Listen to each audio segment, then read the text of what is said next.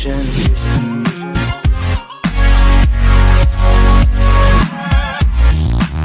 Up until a few years ago, Richard Muller was often quoted by skeptics as a credible, high-profile scientist who doubted the consensus on climate change. Today, he starts his lectures by stating a few things he believes to be facts. Professor Muller says people need to remain skeptical about how we tackle climate change. Al Gore has grossly exaggerated global warming. And if you watch his movie you have more misinformation than information. However, global warming is real. It is caused by humans. It is caused by the human emission of greenhouse gases, and I personally feel we have to stop it somehow.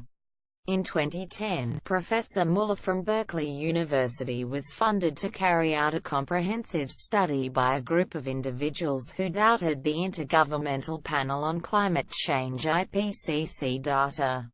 They believed that urban heat islands, data selection bias, and inaccurate climate models were being glossed over by scientists.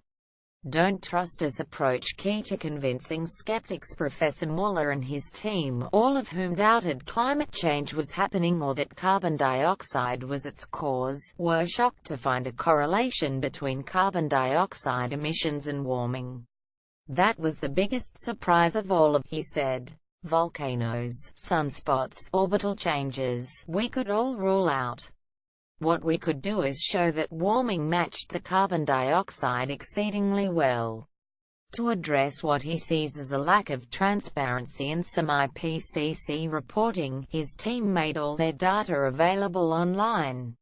The teams that did the previous studies said trust us. We said don't trust us, here's what we did. And for that reason I think we were able to win over the skeptics, he said. However, he said there was still room for skepticism. Yes, I am a converted skeptic. However, anybody today who is not a skeptic about the solutions being proposed is not thinking them through.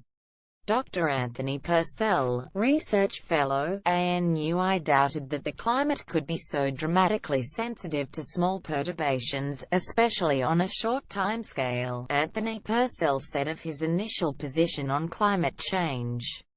Dr. Purcell, a mathematician and geophysicist, said his view was largely shared by the members of his social circle. Dr. Purcell says his views of climate change have affected some personal relationships. Pretty much everybody in my personal life was either agnostic or deeply hostile to the concept of anthropogenic climate change, he said. My father is a deeply entrenched climate denialist.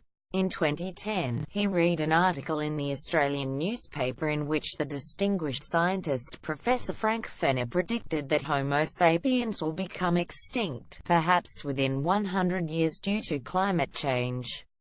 Dr. Purcell said that statement shook him.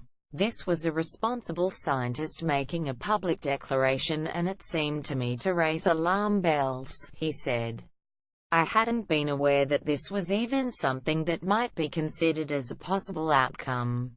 Personal relationships severely eroded by change of view. A deep-sea core sample, containing layers of sediment laid down over millions of years, demonstrated firsthand that Professor Fenner's prediction had a historic precedent.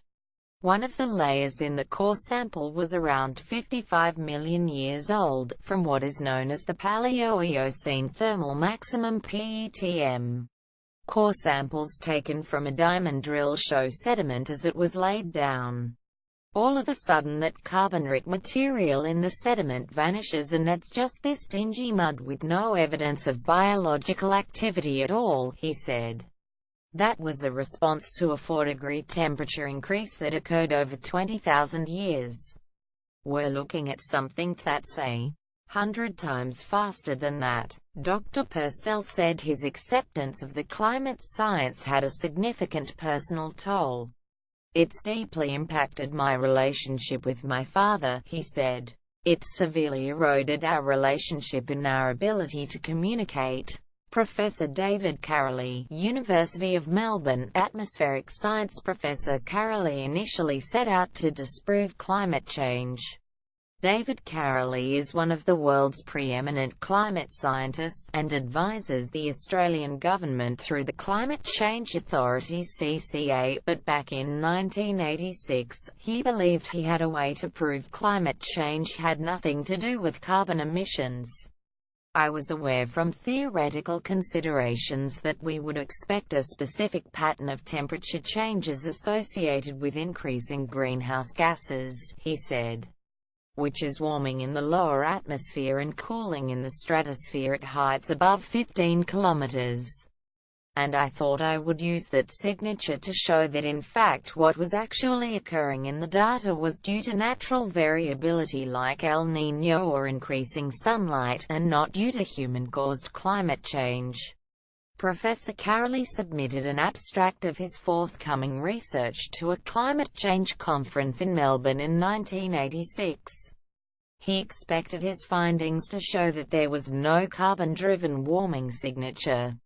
The more I looked, the more I found this signature of warming in the lower atmosphere and cooling in the upper atmosphere, he said. By the time he came to present his paper, he had to switch his position in support of anthropogenic climate change. But that was the 80s and climate science had yet to be deeply politicized. He says changing his view on climate change was not a big deal at the time. I was coming into it as what I believe all scientists are, skeptical and wanting to test a hypothesis, and that's what I did.